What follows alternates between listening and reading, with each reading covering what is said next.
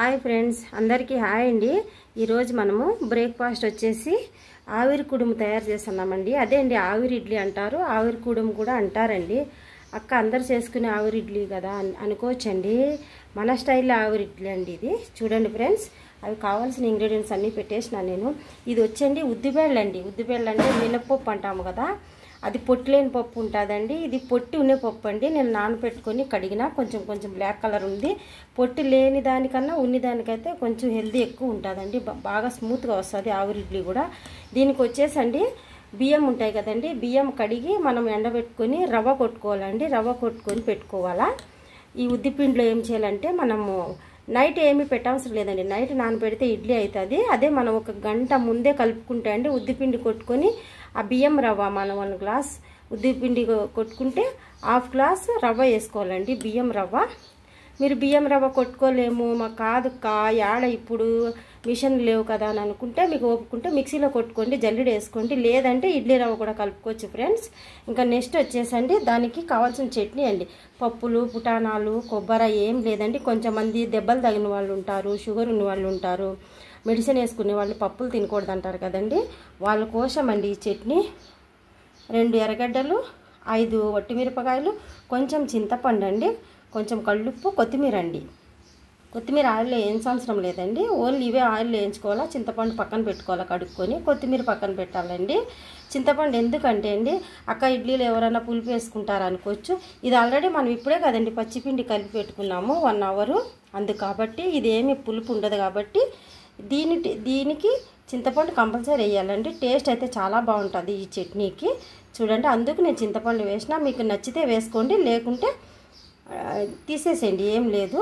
ఇంకా చూడండి గిన్నె పెట్టినా, మీకు చట్నీ తెలియాలని క్లియర్గా చూపిస్తున్నా. ఇంకా ఉద్దిపిండి అండి. ఇది ఆవిరికి ఎట్ట పెట్టుకోవాలంటే అండి ఇట్లాంటి బౌల్ అయితే మీకు రెడీమేడ్ దొరుకుతుందండి షాప్లో.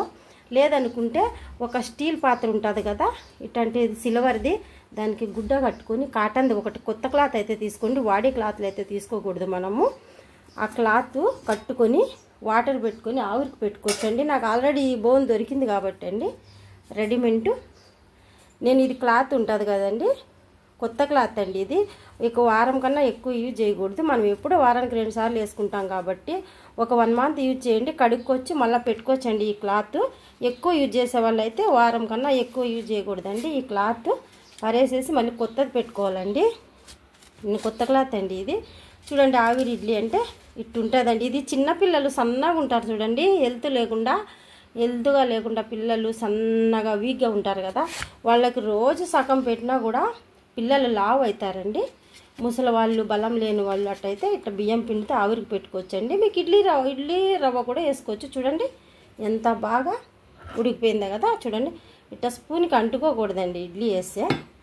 ఆవిరి ఇడ్లీ అంటారండి, ఆవిరి కుడుము కూడా అంటారు దీన్ని. నేను ఆల్రెడీ చేసి పెట్టినానండి. మా పాప స్కూల్కి టైం అవుతుంది కదా, మీకు మళ్ళీ ఇప్పుడు నెక్స్ట్ చూపిస్తాను. చూడండి ఇట్లా మనం ఒక హాట్ బాక్స్లో సర్వ్ చేసుకోవాలండి. ఇంకొక ఆప్షనల్ ఉందండి, గ్యాస్ స్టవ్లు ఉండే వాళ్ళకి తొందరగా అరుగుతుందండి. ఏం చేయాలంటే మనము జీలకర్ర ఉంటుంది కదండి, నేనైతే జీలకర్ర వేస్తానండి. టేస్ట్ చాలా బాగుంటుంది. పెద్దవాళ్ళు అయితే వేసుకోవచ్చండి. ఇప్పుడు ఆవిరికి మన ఇడ్లీ పెడతాం కదా పాత్రలో, పెట్టేటప్పుడు పైన కొంచెం అట్ట జీలకర్ర వేసుకోవాలండి. ఎందుకంటే గ్యాస్ స్టవ్లు ఉన్న వాళ్ళకి చాలా మంచిదండి, తొందరగా అరిగిపోతుందండి. నేనైతే డైలీ జీలకర్ర వేస్తా. మీకు చూపించేదానికి ఒక్కటైతే జీలకర్ర లేకుండా వేసిన ఫ్రెండ్స్. చూడండి దీనికైతే ఏం వేయలేదు. ఇంకా నెక్స్ట్ దానికి జీలకర్ర అయితే వేసిన. జీలకర్ర కంపల్సరీ వేసుకోండి, ఫ్లేవర్ కూడా బాగుంటుందండి. ఒకటి జీలకర్ర వేసినాము, ఒకటి నార్మల్ వేసినాము కదండి, అంతే అండి. ఆవిరి ఇడ్లీ సింపుల్గా అయిపోతుంది.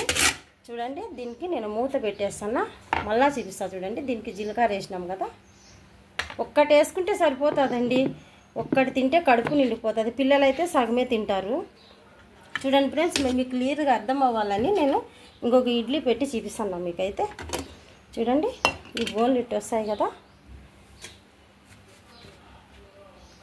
ఇంకా ఈ క్లాత్ ఇట్టు వేసుకోవాలండి, తడపాలండి. క్లాత్ తడిపి ఇట్ట వేసుకోవాలి మనము.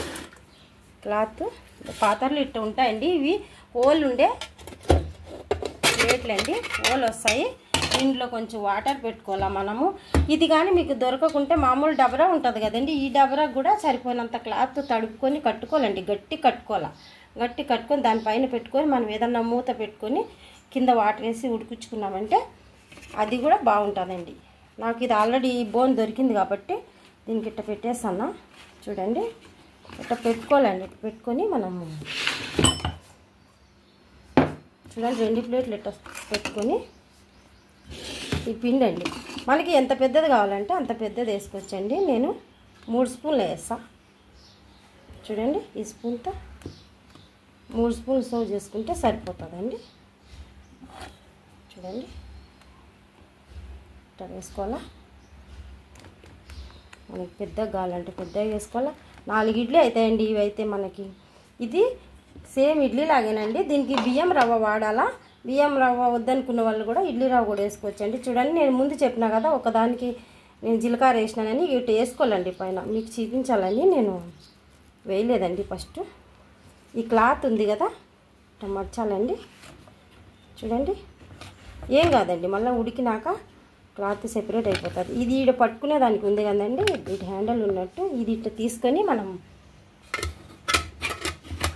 దాంట్లో పెట్టుకుంటే సరిపోతుంది. దీనికి జీలకర్ర వేయలేదండి నేను. సేమ్ ఫస్ట్ ఎట్ట వేసినానో ఇది కూడా అంతేనండి. మర్చుకుంటే మనం ఇట్లా పెట్టుకొని ఇంకా మూత పెట్టేసుకోవాలండి.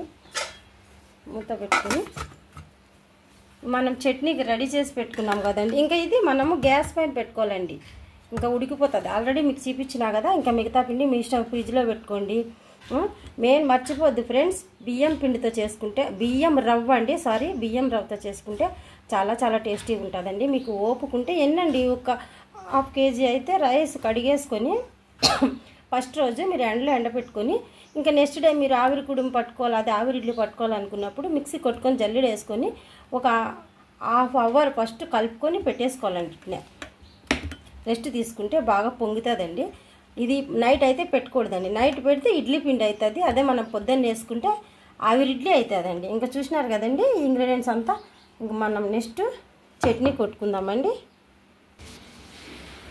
చూడండి ఫ్రెండ్స్ ఎంతో ఈజీగా టమాటా ఆవిరి కుడుం రెడీ అయిపోయింది ఫ్రెండ్స్. చూడండి ఎంతో టేస్టీగా చట్నీ రెడీ అయిపోయింది. ఇంకా సర్వ్ చేసుకుందామండి. టమాటా కొత్తిమీర చట్నీ అండి. చూడండి ఎంత ఈజీగా రెడీ అయిపోయింది కదా, సింపుల్గా.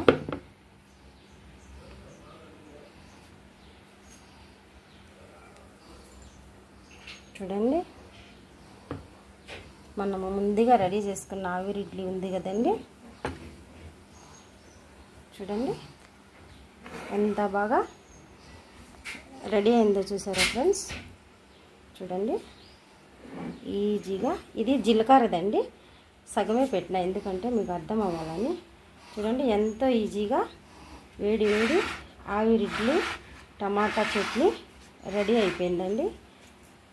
మీకు నచ్చితే లైక్ చేసి ఒక సబ్స్క్రైబ్ అయితే చేయండి ఫ్రెండ్స్. Thank you.